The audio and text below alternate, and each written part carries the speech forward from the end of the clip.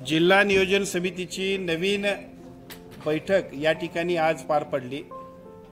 जिल्ह्याच्या नवीन सहपालकमंत्री सन्माननीय माधुरीताई मिसाळ, सन्माननीय मुश्रीफ साहेब, सन्माननीय अमल महाडिक साहेब, सन्माननीय माने साहेब किंवा सर्वच लोकप्रतिनिधी 10च्या 10 आमदार, सन्माननीय खासदार अशा सर्वांच्याच उपस्थितीमध्ये पार पडली। या आजच्या डीपीटीसीच्या बैठकीमध्ये यापूर्वी नियोजन विभागाने आपल्याला 518 कोटी रुपयाची एकूण तरतूद सुचवली होती। 7 तारखेला होणाऱ्या विभागीय बैठकीच्या अनुषंगाने विभागीय डीपीटीसीच्या अनुषंगाने अर्थमंत्री आपल्या सगळ्या विभागाचा रिव्ह्यू घेतात आणि त्यासाठीची पूर्वतयारी करत असताना पहिल्या टप्प्यात त्यांनी सुचवलेला 518 कोटी रुपयाचा जो काही निधी आपल्याला त्यांनी कळवला आहे, परंतु आम्ही आजच्या बैठकीच्या अनुषंगाने परत त्याच्यामध्ये अतिरिक्त 421 कोटीची मागणी करून 940 कोटीचा 2025-26 साठीचा डीपीटीसीचा जिल्ह्याचा प्लॅन आपण विभागीय कमिटीकडे 7 तारखेला सादर करतोय। या माध्यमातून या जिल्ह्यातल्या विकासाच्या सर्व क्षेत्रातल्या वेगवेगळ्या पद्धतीच्या नवनवीन योजना, नाविन्यपूर्ण योजना,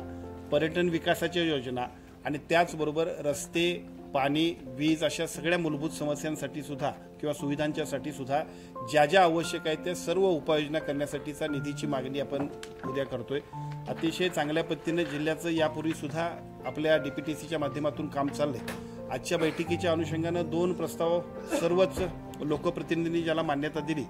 या जिल्ह्यामध्ये एका बाजूला 100 वर्ष पूर्ण झालेल्या सगळ्या शाळा आहेत, परंतु त्या सगळ्या शाळांची दुरुस्ती करणं आवश्यक आहे। त्यांना अत्यंत चांगल्या पद्धतीने मुलांना अधिक चांगल्या पद्धतीच्या सुविधा उपलब्ध होण्यासाठी भौतिक सुविधा ज्या पाहिजेत त्यातल्या त्या भौतिक सुविधा उपलब्ध करून देण्यासाठी इन्फ्रास्ट्रक्चर उभा करणं आवश्यक आहे। आणि म्हणून आमच्या जिल्हा परिषदच्या सन्माननीय सीओनी 2 गोष्टींसाठीचं प्रेझेंटेशन केलं की पुढच्या टप्प्यामध्ये या 2 गोष्टींवरती वर्षभरामध्ये आपला अधिकाधिक निधी त्यासाठी देण्यासाठी सर्वच लोकप्रतिनिधींनी संमत दिली। त्यातला पहिला मुद्दा आहे तो सगळ्या शाळा अद्ययावत करणं आणि लोकसहभागातून त्याचबरोबर वेगवेगळ्या सगळ्या सेक्टरमधून त्या सगळ्यांसाठी फंड्स उपलब्ध करणं आणि अतिशय चांगल्या पद्धतीनं या शाळांची अगदी खाजगी शाळांच्या बरोबरीने जाण्यासाठी सुद्धा आपल्या सर्व अतिशय चांगल्या पद्धतीने या शाळा सज्ज होतील यासाठी अधिकाधिक निधी उद्याच्या डीपीटीसीमध्ये तरतूद करण्याबद्दलचा निर्णय झाला। आणि त्याचबरोबर सर्व पीएससी ह्या स्मार्ट पीएससी व्हायला पाहिजेत, सगळ्यात दी बेस्ट पीएससी व्हायला पाहिजेत। यासाठी सुद्धा जिल्हा परिषदच्या आरोग्य विभागाच्या यंत्रणेच्या माध्यमातून सन्माननीय सीओनी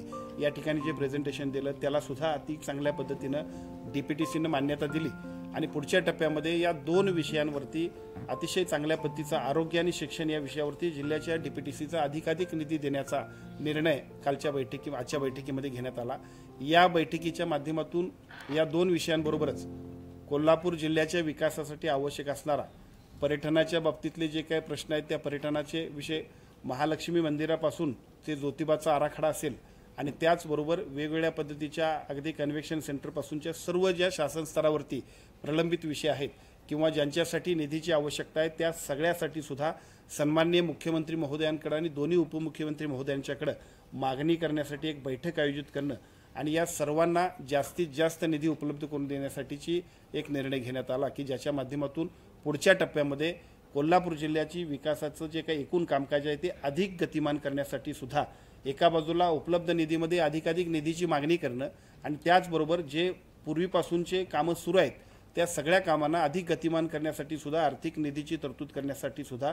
राज्य स्तरावरती प्रयत्न करणं, केंद्र शासनाच्या स्तरावरती सुद्धा प्रयत्न करणं या दोन्ही गोष्टींसाठी अत्यंत चांगल्या पद्धतीचे निर्णय झाले की ज्याचा उपयोग कोल्हापूर जिल्ह्याच्या विकासासाठी अत्यंत चांगल्या पद्धतीने होईल।